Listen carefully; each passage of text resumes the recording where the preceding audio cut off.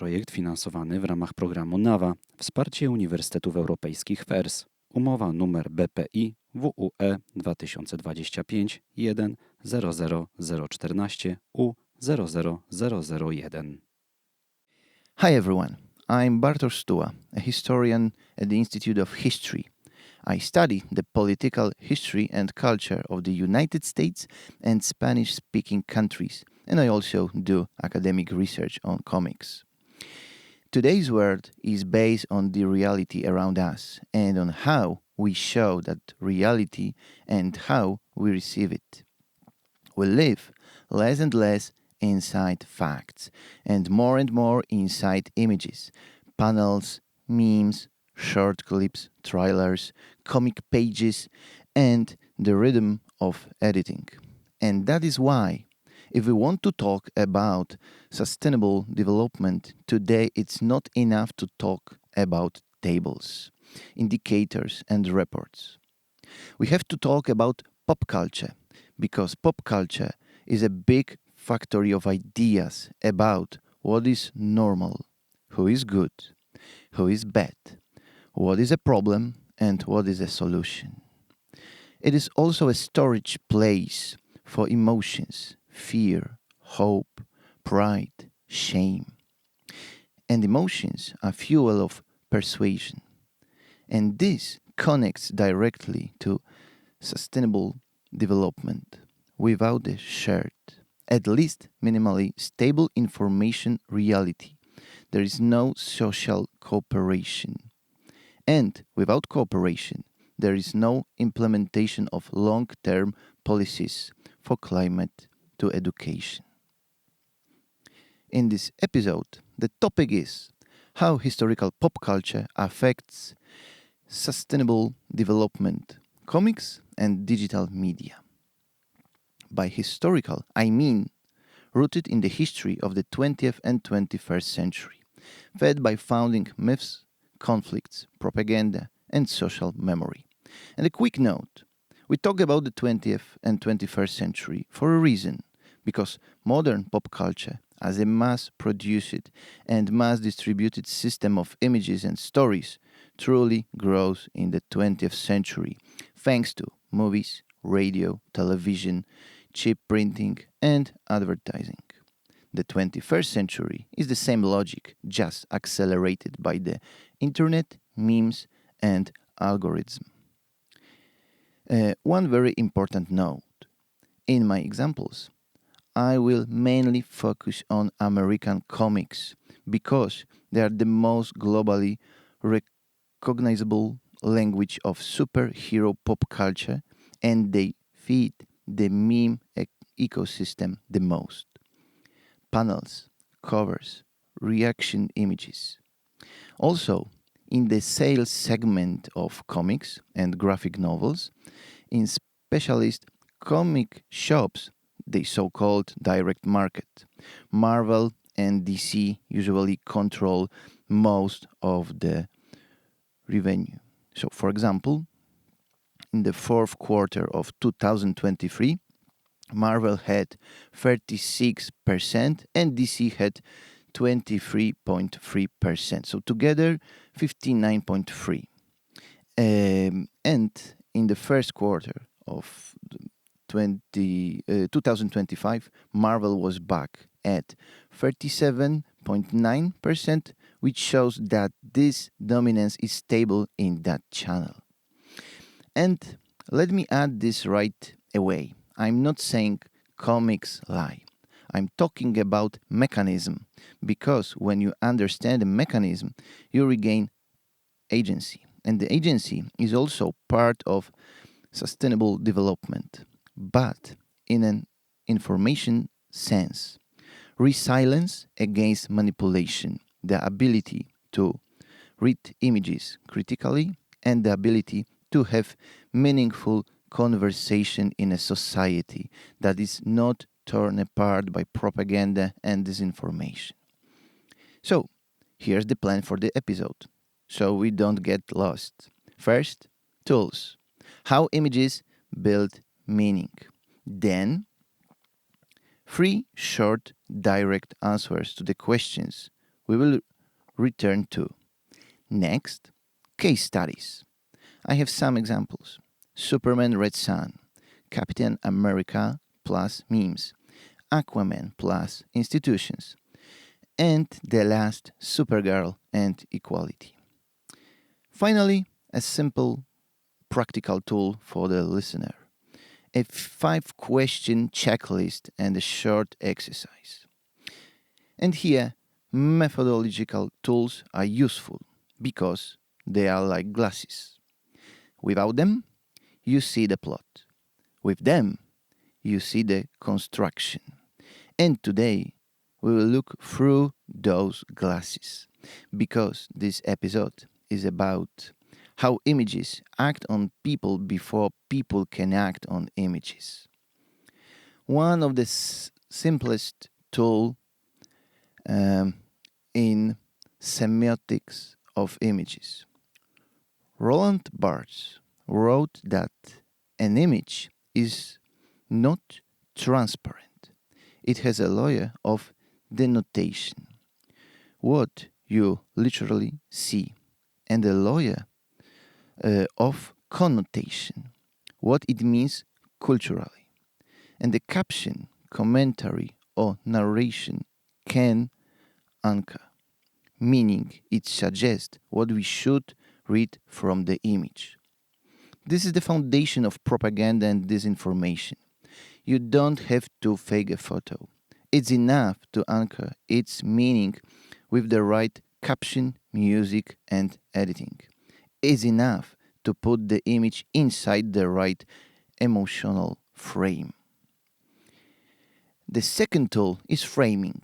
In communication studies, a frame is the choice of elements of reality and highlighting them in a way that forces an interpretation.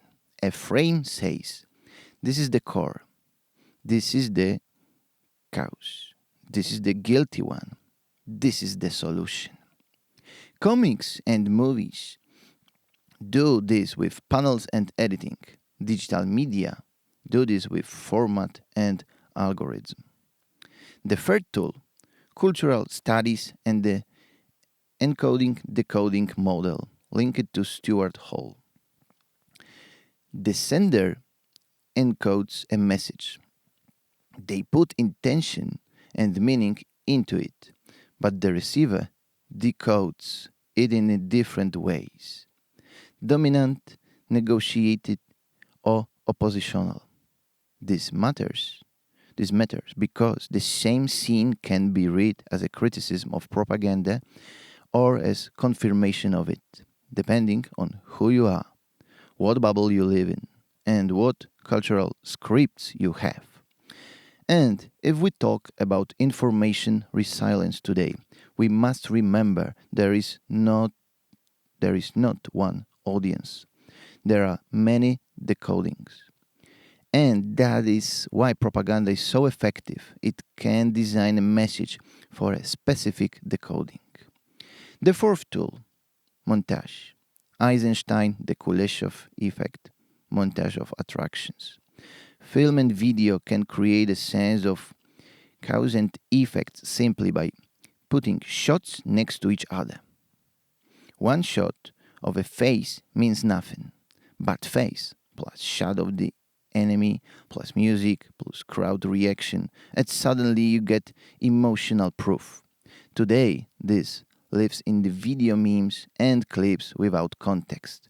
In short video culture, montage has become an everyday language. And the fifth, comics as a language. So Scott McCloud and his idea of closer. What happens between panels? You complete always in your head. And propaganda loves this completion because an audience that completes the story themselves believes it more strongly. If I tell you everything directly, you can argue with me. But if I only suggest something and you complete it, then you end up defending your own thought and not mine. With this set of tools, we can move to concrete examples. First, a short note of definitions. Propaganda is not only lying.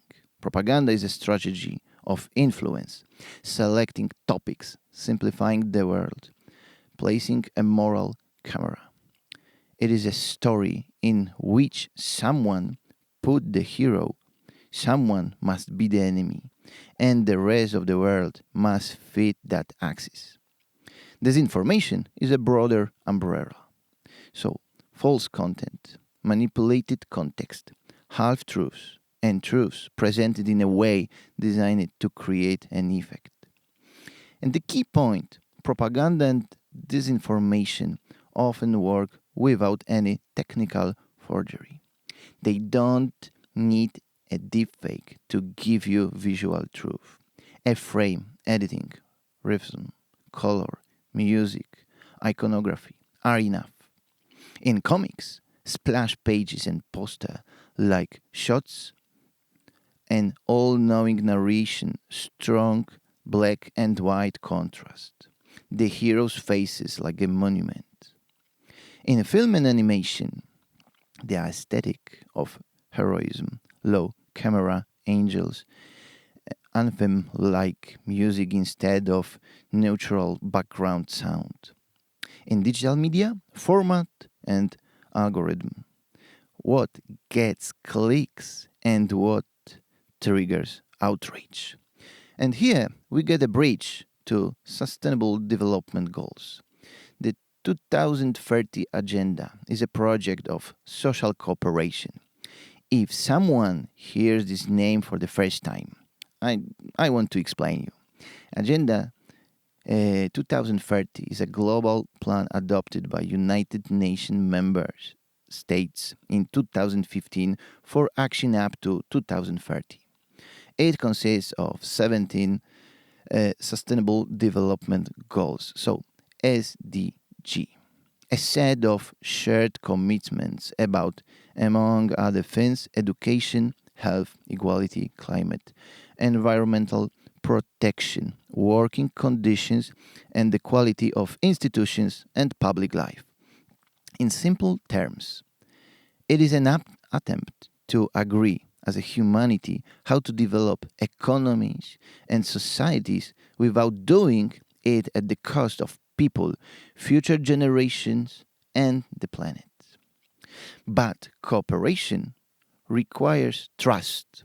Trust in institutions, in science, in procedures, and in each other. That is the core of SDG 16. What does it mean, SDG 16? Peace, justice, and strong institution. So, if propaganda and disinformation increase polarization, teach cynicism, and produce tribal divisions, they hit the foundation of common action. At the same time, SDG 4, so SDG 4 is quality education, says, without tools for critical reading of images, society is defenseless against visual truth. And one more thing, 3 questions will keep coming back in this episode, and I will answer them directly.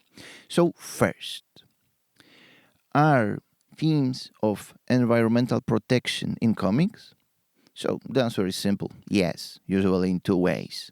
The environment as a subject, so the ocean as a home, nature as a hero, and ecosystem as a something that has a voice. And like the second part of this material, the environment as a field of institutional conflict, law, regulation, external costs, interest, but pop culture often turns the problem into a villain with a face.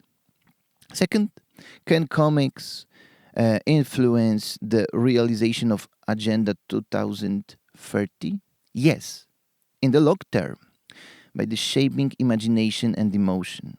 More precisely, by shaping what we see as a normal, what we see as a problem, what emotions we attach to it, and whether we are willing to cooperate. Third, is there a gender equality problem in comics and digital media? Yes, so the third time I tell you yes. In representation, in framing, in how agency is assigned, and in who gets a voice. So, alright, let's start with a title that works like a laboratory for a historical memory. The first example, Superman Red Sun. This is historical pop culture in a nutshell. An alternate history that plays with our memory of the 20th century.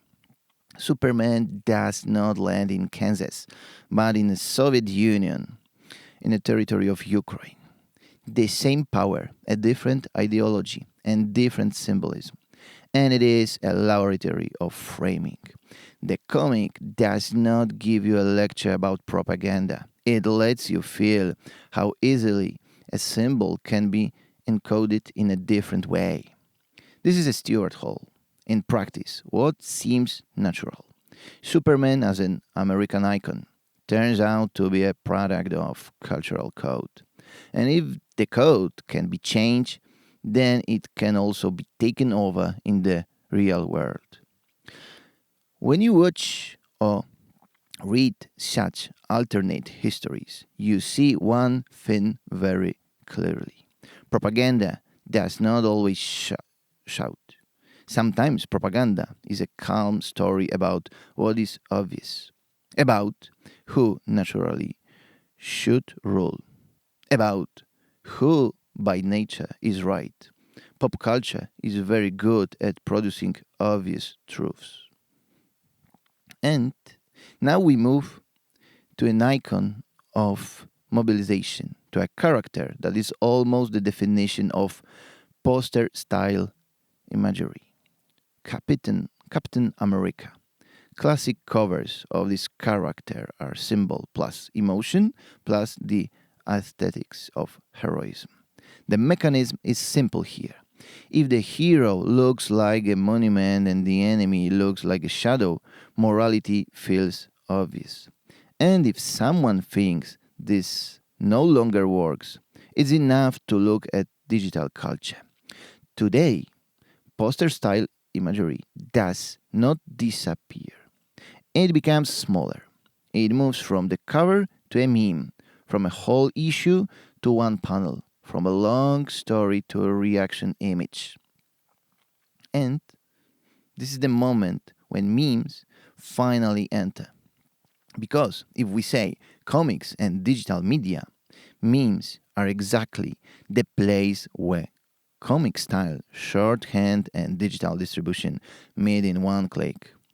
Memes are not stupid pictures. Yeah, in memes, studies. And here it is worth mentioning Limor Shiftman.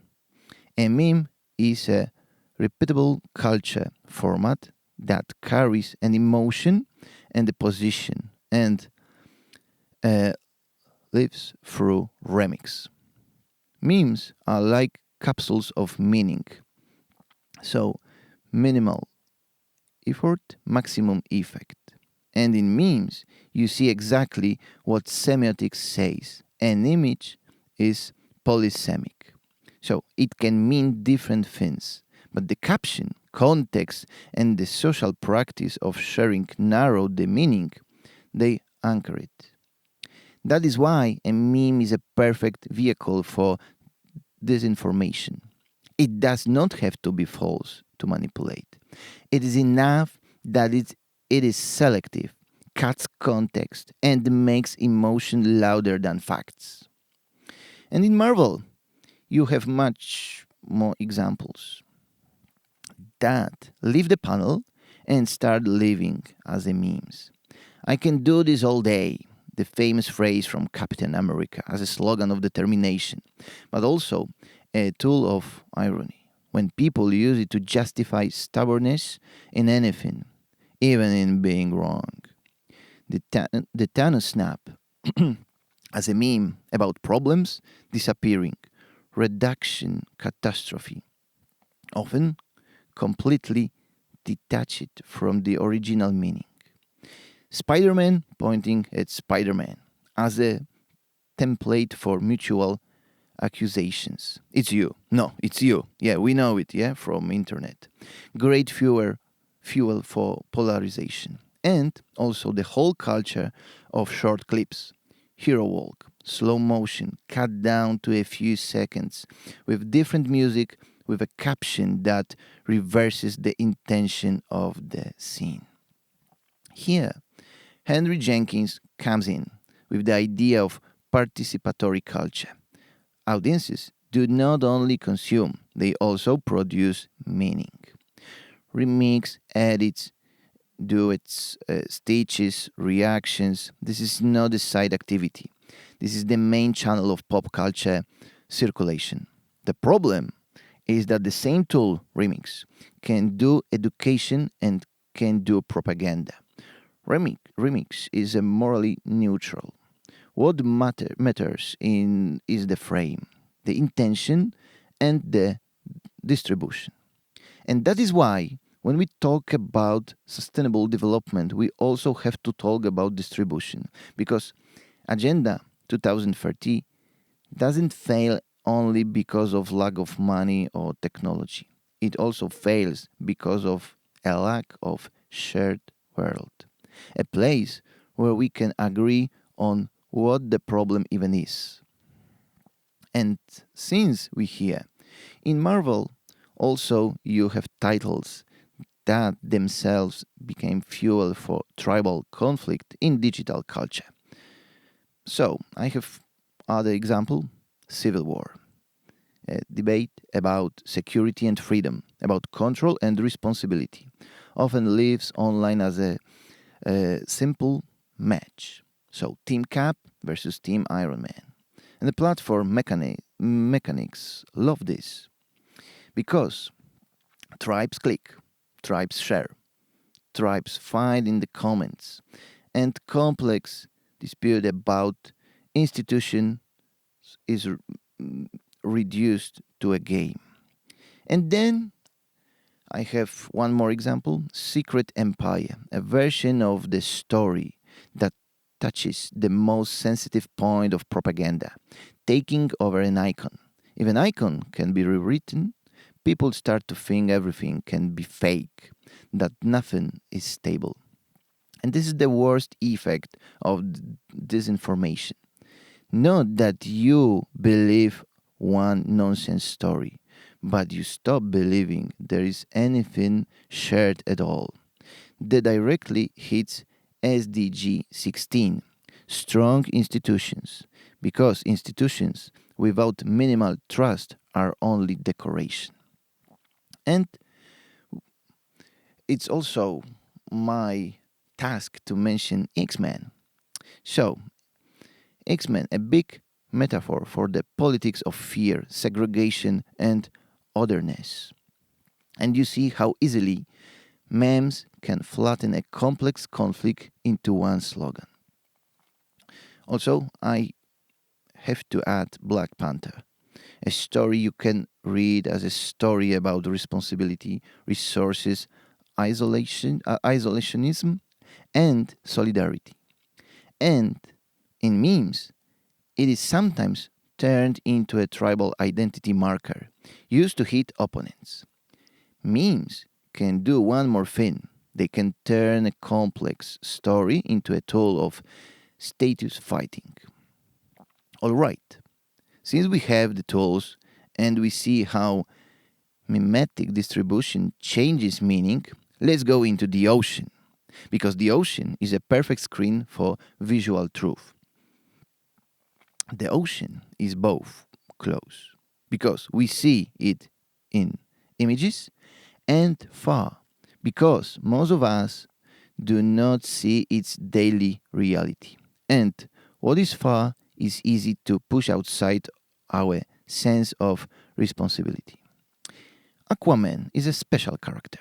If a comic treats the ocean as a home and not just a background, it changes the viewer's emotional map. The ocean becomes a subject. And this answers the question about the environmental themes.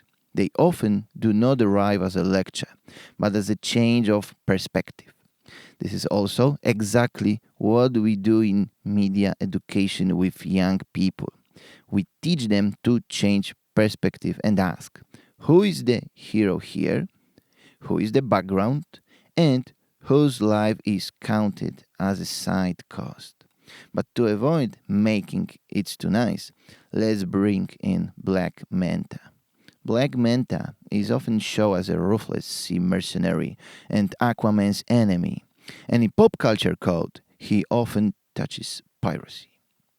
So, life at sea, outside the law, rates the logic of I take what I want and I throw the costs into the water. And now an important point. I'm not saying a pirate automatically means polluter. I'm saying that in stories, the pirate is a figure of a world without responsibility. And that is exactly the logic in which the environment is treated as an off-screen trash bin. So spills, waste, overfishing, smuggling, invisible costs. In pop culture, Manta embodies the fantasy of the ocean as a zone where you can do things you could not do on land. And this matters for sustainable development because nature is often treated exactly like a place to dump costs. Someone has profit and the ocean gets an oil stain. Someone has fast delivery and the ocean gets noise, ghost nets, plastic oil. And here is the biggest trap of pop culture. A convenient enemy with a face. Black Manta is an enemy with a face. But in real life, the enemy often has no face. It can be infrastructure, lack of regulation, interest, supply chains, lobbying habit. So, does this mean the comic is a report about pollution? Obviously, no. But the mechanism is real. An iconic villain embodies the logic of destruction in the background. And because of that, you can use him as an educational tool. If audiences remember Manta as the one who destroys the ocean's order, you can then say, okay, now let's look at the real ocean and who destroys it, how and why, just without the helmet and lasers. And now, also one other story from the Run DC Rebirth, Aquaman in a version where something very close to SDG 16 enters the story, an institution of dialogue. In this era, Spindrift Station appears, a diplomatic space like a post or an embassy meant to build a bridge between Atlantis and the surface. And what does Black Manta do? He attacks that place during negotiations, trying to sabotage trust and turn one accident into political escalation. This is almost a textbook example of framing and conflict. One act of violence is meant to anchor the meaning that dialogue is impossible, that the other side cannot be negotiated with. Notice how well this matches modern disinformation. In digital media, a single clip cut out of context can become proof for a whole thesis. One image can blow up months of institutional work. Spindrift Station, in this reading, becomes a metaphor for institutions, a fragile infrastructure of trust, easily destroyed by a spectacle of violence. And algorithm love spectacle. Spectacle gets clicks. Spectacle spreads. Spectacle creates polarization. And here NATO and Operation Ocean Shield enter, also as a part of the story, but as an interpretative frame. Not as the comic is NATO. No. In the real world, Ocean Shield was an anti-piracy operation. The sea as a space where piracy is not only violence against ships, but also a hit to trade, security, supply, the whole system. And in sustainable development, security and institutions are crucial. Without them, no environmental policy can be implemented because everything becomes hostage to chaos. That is why I say Aquaman touches a similar dynamic indirectly. Sea security, piracy, threats, conflicts of interest, diplomacy, sabotage of trust. The comic moves it into the mythology of Atlantis, but the mechanics remain similar. You build an institution and negotiations, and someone tries to break them with an image of violence in order to block agreement. And now the question, where is the environment here? So, the ocean theme is a great because it connects to SDG 16, trust and institutions, with heart ecology. The ocean is not protected by good intentions, but by mechanisms. So, for example, law, regulation, and enforcement, international cooperation, control of infrastructure. Pop culture simplifies this because it needs a villain. Black Manta is a convenient villain with a face. But education is about saying, okay, and in real life, which institutions play the role of Spindrift Station? Which international actions are the equivalent of protecting sea lanes? Which conflicts of interest are off screen? And here we move smoothly to SDG 4, quality education. Because if we talk about resilience against propaganda and disinformation, we cannot avoid the question, how do we practice it? How do we teach critical reading of images without killing the pleasure of pop culture? And before I give tools, I will add a few more titles to make it clear. Because this is not only superheroes from DC and Marvels. In other titles and traditions, you have whole catalogs of stories about propaganda, power, and media. Okay, just one more example from DC. Probably you know Watchmen, an anatomy of heroism as a violence, and the media as a tool of narrative control. But, other example, V for Vendetta, a ready model of state propaganda and counter-propaganda. The Boys, a brutal satire of superheroes as a PR product, where propaganda and marketing are part of the plot. And also the Japanese cyberpunk tradition, Akira, or Ghost in the Shell, the questions about identity, the body, technology, and control. This is a perfect background for talking about deep fakes because it has long asked, what does real mean when an image can be produced? And speaking of deepfakes, I prefer to treat them as a point of continuum, not as the end of the world. Synthetic media are today's most spectacular version of an old problem, the production of credibility. So I don't treat deepfakes as an exception, but as another tool in the same family: poster, cover, montage, meme, deepfake. It is always the same goal: to capture emotion faster than reflection. All right. And now, gender equality. Not as a declaration, but as a storytelling method.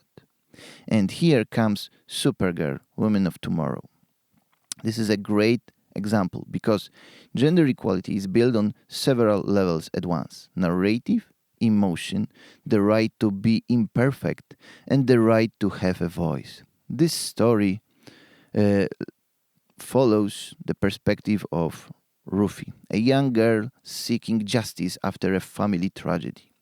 And that already matters. The girl is not background, she's not motivation. She is the narrator of meaning. She has the right to tell the world, judge it, remember, and demand. And also, we can find other character, Kara Zor-El. So, Supergirl is a character pop culture finally allows to do something long reserved for male heroes. To be not quite a poster hero. So, fatigue, bitterness, anger, inner conflict, sometimes self-destruction, without losing dignity. And that is the gender equality in the most important cultural sense. Equality is an access to the full range of humanity. And because if a heroine must always be perfect, society also starts to demand unrealistic standards from women in public life. And then propaganda uses it as a weapon. It cuts one frame, one mistake, one also facial expression. And it's done. In meme culture, this works instantly. She made a mistake, becomes a meme meant to cancel all competence. And again, this hits SDG 16, the quality of public conversation, trust, the ability to deliberate without symbolic violence. And it's worth adding one more thing. Gender equality is not only is a woman a hero. It is also whether a woman has the right to complexity without immediate social punishment. Pop culture really influences how society calibrates its tolerance and empathy. This is especially important today because these stories circulate digitally. Comics live in clips, trailers, reactions, hot takes, and that means a story about an imperfect supergirl can become a tool of empathy or fuel for contempt, depending on how it is cut and captioned. And here we return to bars.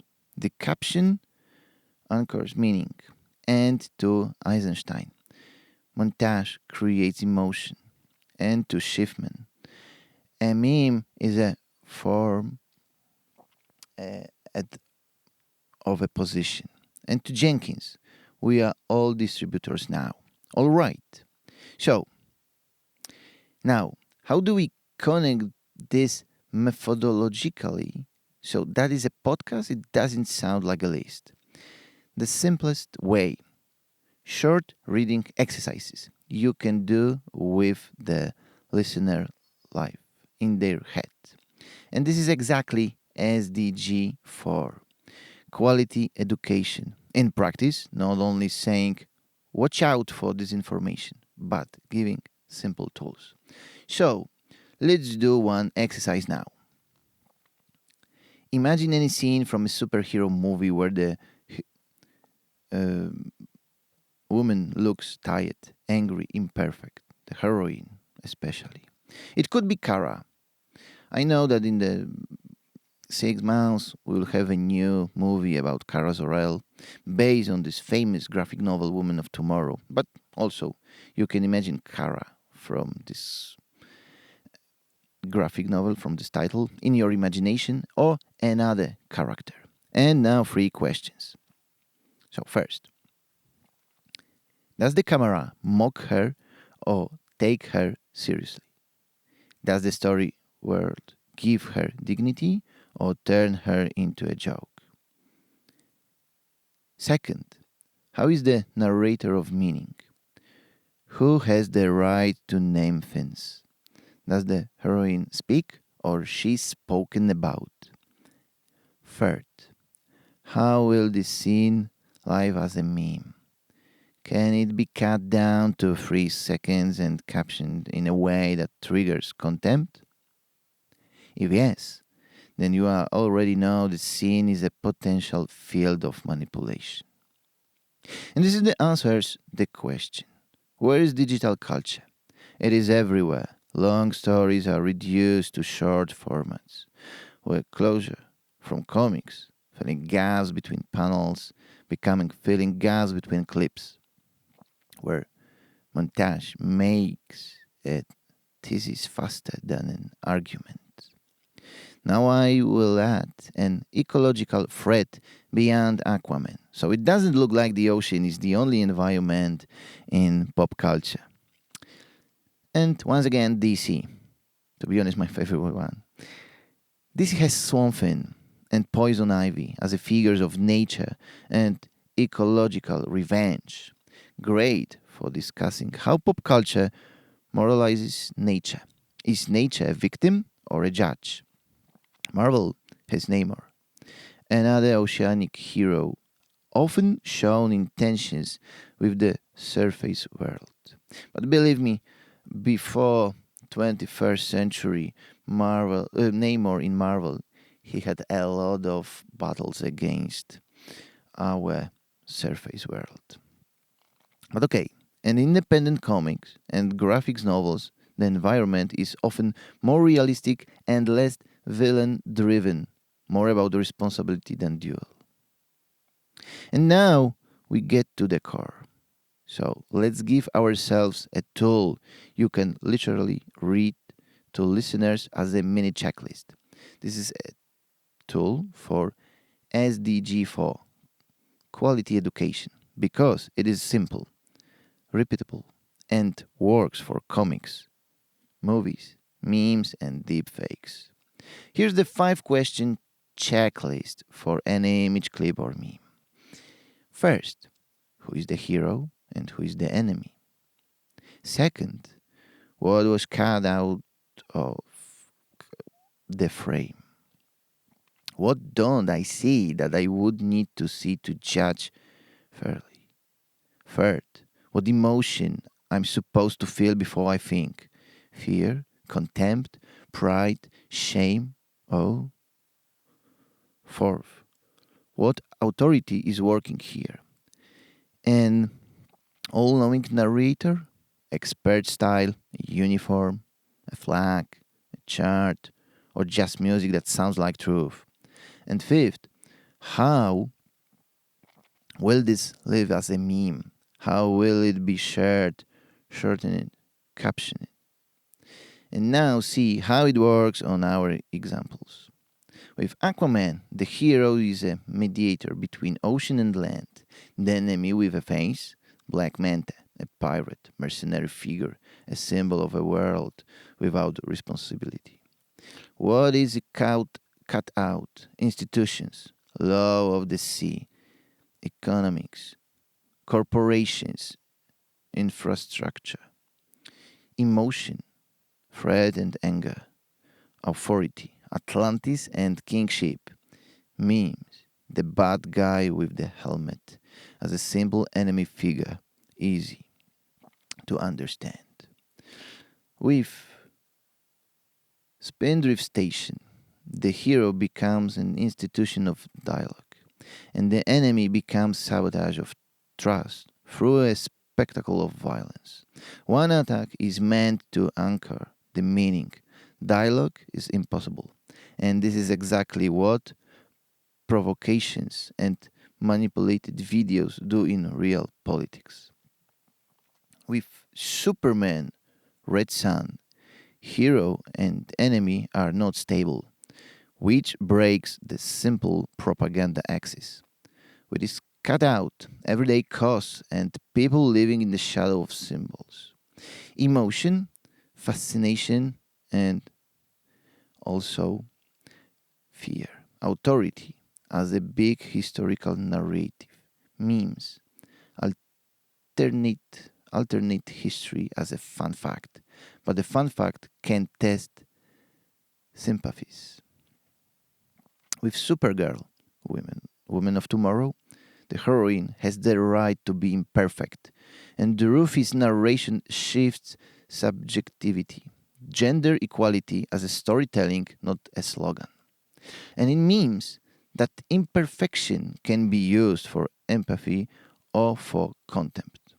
This is the field of struggle over equality. Not only who is the hero, but who is allowed to stumble. And here we close the loop back to deepfakes. A deepfake is simply an extremely credible frame given a caption and montage. If you don't have the 5-question checklist, the deepfake wins because it looks like truth. If you have the checklist, the deepfake stops being magic. It becomes another form of image you can analyze. Now I want to connect this strongly, once again, to Sustainable Development Goals. So it is clear that it's not an episode about comics for comic fans. This is an episode about whether we can cooperate as a society at all. And thanks to comic books. SDG 16, as I have told you before, peace, justice, and strong institution in practice means we can talk without demonizing, we can trust procedures, we can separate criticism of institutions from cynicism, and we can distinguish mistakes from conspiracies. Propaganda and disinformation feed on the opposite: tribalism, contempt, fear, and evidence in the form of cut-out frames. And SDG 4, quality education, in practice means we learn to read images and narratives the way we learn to read text.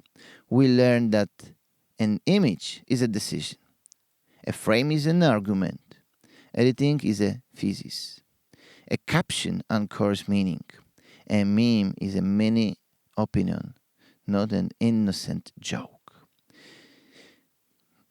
And now, one last simple thing you can give listeners as a homework. So, I give you this.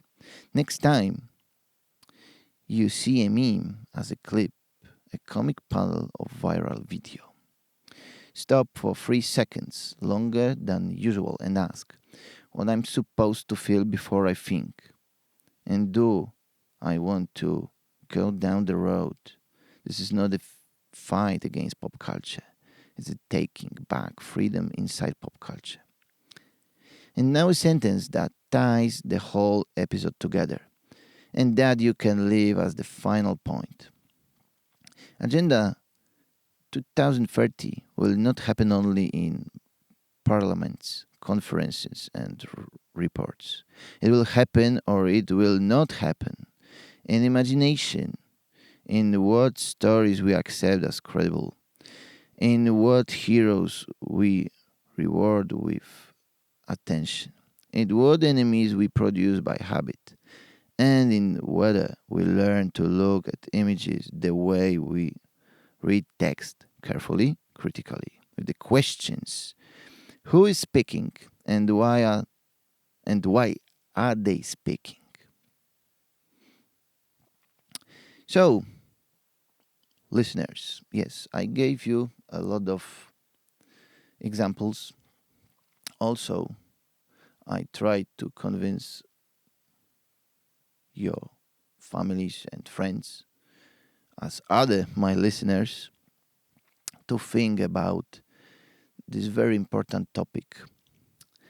And also, I want to add that in this first episode of the English language podcast from our community, so the community of JDU, Jan Długosz University, at the end, I would like to thank Dr. Klaudia Kijańska and Doctor of Engineering Anna Wróbel-Knysak for the opportunity to record this podcast. So thank you for your attention. I hope you enjoyed.